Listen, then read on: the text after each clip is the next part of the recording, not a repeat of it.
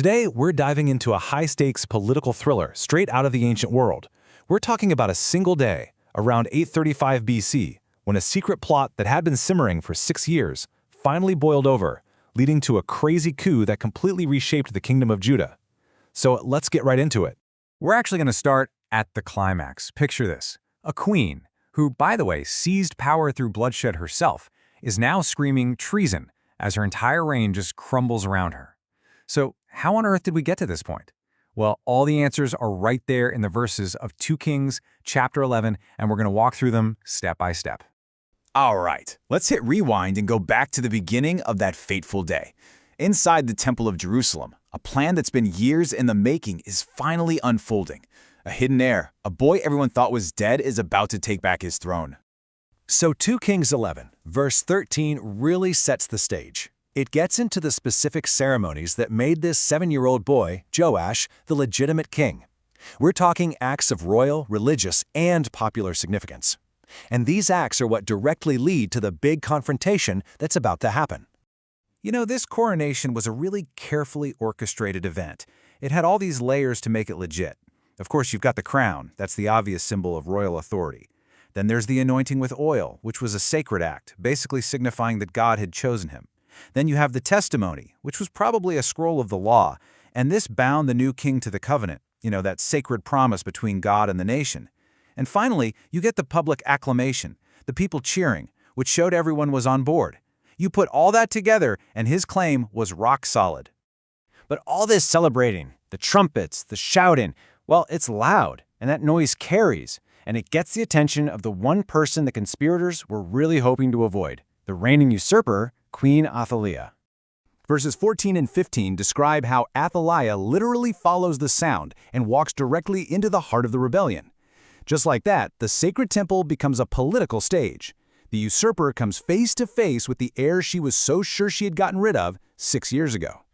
And the location here was everything. This pillar wasn't just any old pillar. It was the traditional designated spot where the kings of Judah were crowned. It was a huge symbol of legitimate rule. So when Athaliah saw Joash standing right there, surrounded by guards and officials, with everyone celebrating, she knew instantly. This wasn't just some random ceremony. This was a full-blown coup. So, faced with the undeniable sight of her lost power, Athaliah reacts exactly how you'd probably expect. But the priest, Jehoiada, and his supporters, they were more than ready for her. Verse 16 gives us her famous cry, "Treason! Treason!" And you gotta love the irony here, right? This is the woman who grabbed the throne by slaughtering the royal family, her own grandchildren, and now she's accusing others of the very same crime that got her into power. It's really just a desperate, last-ditch admission that her reign is toast. Jehoiada's orders are so swift and so strategic. First, seize the queen. Second, get her out of the temple. He's not about to have the sacred space defiled by her execution, which is a really important detail. And third, execute her at the horse gate of the palace. The threat is neutralized, just like that, efficiently, decisively, and with total reverence for the holy site. Okay, so the usurper is gone, but the work isn't finished. Not even close. Jehoiada immediately moves to restore not just the monarchy, but the entire spiritual foundation of the nation, which had gotten seriously corrupted under Athaliah's rule. And verse 18 shows us that this was so much more than just a political handover. This was a total spiritual reset. Jehoiada leads this covenant between God, the king, and the people.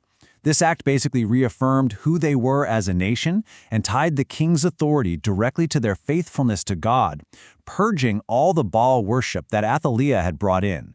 I mean, the contrast between the two regimes could not be more stark. Athaliah's rule was all about foreign idol worship and political chaos. Joash's reign, on the other hand, begins with a renewed covenant with Yahweh and putting the rightful Davidic line back in power. That's the lineage of King David, where all the legitimate kings were supposed to come from. It brought order back to the kingdom. So the final verses in this chapter, they describe the immediate results of this incredible restoration. And we see just how quickly the kingdom gets back on track under its new and rightful leadership. Verses 19 and 20 detail the immediate aftermath.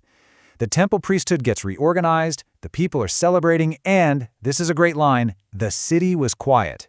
With the usurper gone and the covenant back in place, peace and stability finally return. And now for a pretty stunning detail from verse 21. The king at the center of this whole national restoration, Joash, he was only 7 years old. And his reign would be anything but short. In fact, he would go on to rule for 40 years. That's a long, stable period for Judah, and it all started with him being guided in his early years by that wise priest who saved him, Jehoiada. So, let's just recap that whole narrative arc, because it's pretty amazing. It starts with usurpation and the royal line almost being wiped out completely. Then, the rightful heir is secretly saved and hidden. That leads to the swift coronation, the execution of the traitor, and the restoration of the covenant, which finally ushers in a long era of stability for the entire kingdom. This whole account is just a fascinating case study on how politics and religion can intersect. It shows how the decisive actions of just a few people, driven by faith and a sense of justice, can completely change the course of a nation. And it leaves us with a timeless question, doesn't it? What is the proper relationship between political power and religious authority when it comes to shaping a just society?